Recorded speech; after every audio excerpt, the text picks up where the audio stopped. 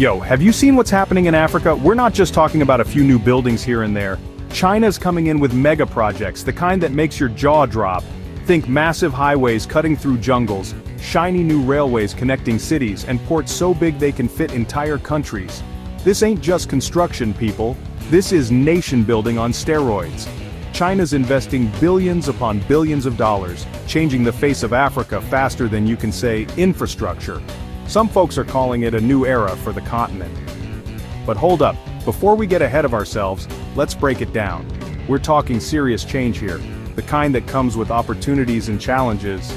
And you know me, I'm all about unpacking the complexities, separating the hype from the reality. So buckle up, because we're about to dive deep into the world of China's mega projects in Africa. Get ready to explore the good, the bad, and everything in between. Let's talk roads, people. Remember those bumpy, dusty paths that took forever to travel? Yeah, China's replacing them with superhighways. We're talking smooth, multi-lane roads that would make a Formula One driver drool. These new roads are like arteries, pumping life into the economy. Farmers can get their goods to market faster, businesses can transport products more efficiently, and people can actually visit their families without spending a week on the road. Imagine, no more getting your car stuck in the mud for hours. These roads are a game changer, connecting communities, boosting trade, and making everyone's lives just a little bit easier. But hold on, building these roads isn't always smooth sailing. We'll get into some of the challenges a bit later, but for now, let's just say that progress doesn't always come easy. Next stop, railways. China's building railroads faster than a cheetah on a caffeine rush. We're talking high-speed trains zipping across the savannah, connecting cities that were once days apart. These aren't your grandpa's rickety old trains either. We're talking sleek, modern carriages with air conditioning and Wi-Fi. Forget bumpy bus rides and dusty roads, people are now commuting in style and comfort. And it's not just about passenger travel. These railways are a lifeline for businesses, transporting goods quickly and efficiently across vast distances. It's like someone injected a shot of adrenaline straight into the heart of Africa's economy. But as with any big project, there are always two sides to the story. We'll delve into some of the concerns surrounding these railways later on. For now, let's just enjoy the smooth ride and the promise of progress. Now let's head to the coast, where China's building massive ports that would make even Poseidon jealous. These aren't your average docks, people. We're talking state-of-the-art facilities that can handle the biggest ships in the world. These ports are like gateways to global trade, connecting Africa to the rest of the world like never before. They're creating jobs, attracting investment, and transforming sleepy coastal towns into bustling economic hubs. Imagine fishermen who once struggled to sell their catch now supplying seafood to restaurants across the globe. That's the kind of impact these ports are having, opening up a world of opportunities for African businesses. But of course, it's not all plain sailing. We'll unpack some of the potential downsides of these mega ports later on. For now, let's just appreciate the view and the potential they hold.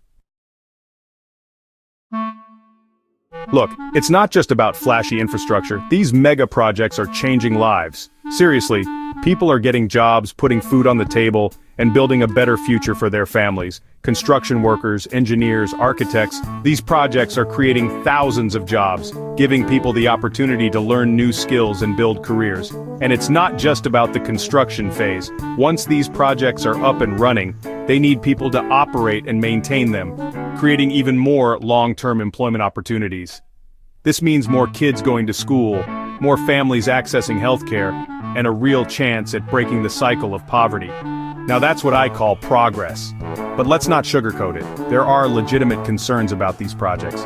We'll get into those in a bit, but for now, let's acknowledge the positive impact they're having on the lives of everyday Africans. Okay, time for a reality check.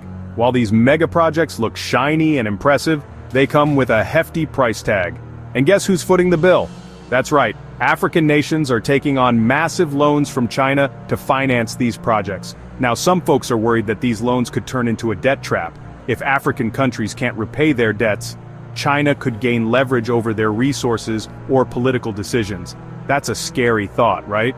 Then there's the issue of dependence. Are these projects creating sustainable economies, or are African nations becoming overly reliant on China?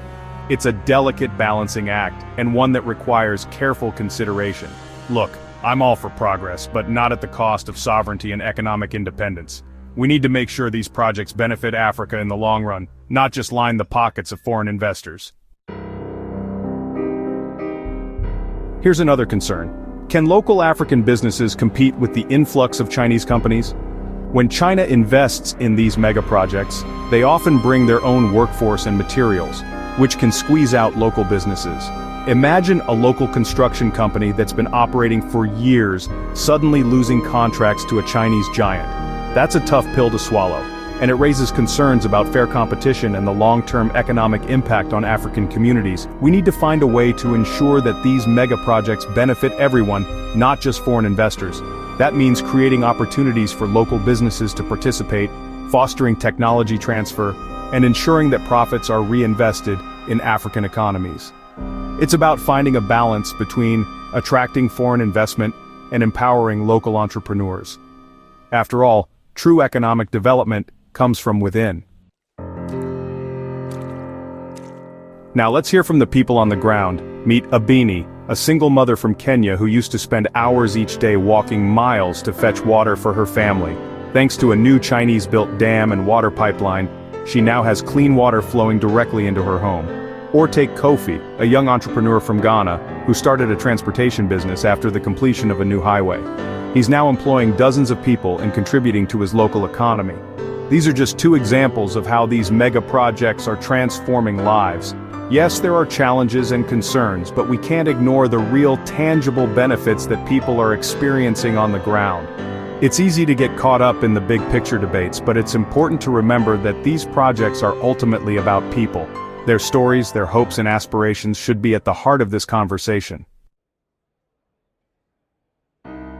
So, what's the verdict on China's mega projects in Africa? Well, it's complicated. There's no denying the transformative potential of these projects. They're building infrastructure, creating jobs, and connecting Africa to the global economy. But, and this is a big but, we need to be cautious. We need to ensure that these projects are sustainable, that they benefit African nations in the long run, and that they don't come at the cost of sovereignty or economic independence. It's about finding the right balance, about building a genuine partnership that benefits both sides.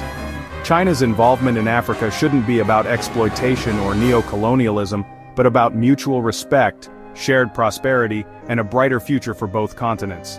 It's a work in progress, folks, but one that has the potential to reshape the world as we know it. So, let's keep talking, keep asking questions, and keep holding our leaders accountable. The future of Africa is at stake.